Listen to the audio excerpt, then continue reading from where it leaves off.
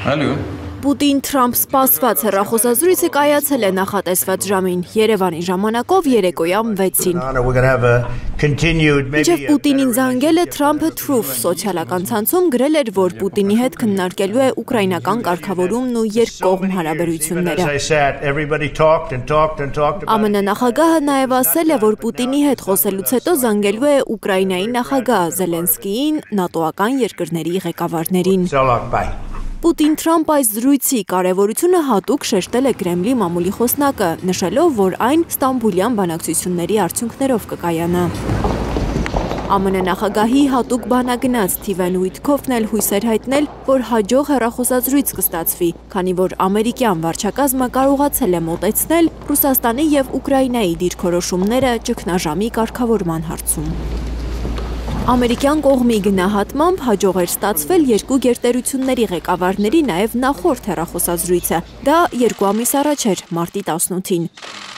Թրամփն ու Պուտինը այդ ժամանակ քննարկել էին ռուս-ուկրաինական պատերազմը դադարեցնելու հնարավորությունները, երկկողմ հարաբերությունները բարելավելու տարբերակները, միջազգային տարբեր հարցեր։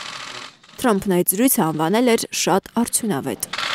Այսօր մամուլում արդեն քննարկվում է Պուտին-Թրամփ հանդիպում։ Սպիտակ տունը հայտարարել է, որ Թրամփը պատրաստ է Պուտինի հետ անձամբ հանդիպել։ Կրեմլը հայտարարել է, որ Պուտին-Թրամփ հանդիպումը դեռևս նախապատրաստական փուլում չէ։ Ըստ Պեսկովի, Ռուսաստանի և ԱՄՆ նախագահների հանդիպումը կախված է առաջնորդների անձնական պայմանավորվածություններից և այդ հանդիպումը պետք է լավ նախապատրաստված լինի։ Ավելի վաղ Դաշնության նախագահը Ռոսիա 1 հեռուստաալիքի եթերում հայտարարել էր, թե ռուսական բանակը ունի բավականաչափ ուժ և ռեսուրսներ Ուկրաինայում 2022-ին սկսածը տրամաբանական ավարտին հասցնելու համար։ Մենք բավարար ուժ և ռեսուրսներ ունենք 2022 թվականին սկսածը տրամաբանական ավարտին հասցնելու և Ռուսաստանին անհրաժեշտ արդյունքին հասնելու համար։ Իսկ արդյունքը, որ անհրաժեշտ է Մոսկվային, այս ճգնաժամն առաջացրած պատճառների վերացումն է, երկարաժամկետ կայուն խաղաղության պայմանների ստեղծումը և ռուսական պետության անվտանգության ապահովումը, մեր ժողովրդի շահերի ապահովումը այն տարածքներում, որոնց մասին մենք միշտ խոսում ենք, որտեղ ապրում են մարդիկ, որոնք ռուսերենը համարում են իրենց մայրենի լեզուն և Ռուսաստանը իրենց հայրենիքը։ Եվ հիմա ամերիկացիների հետ կարծես շփման կետեր են երևում, այո։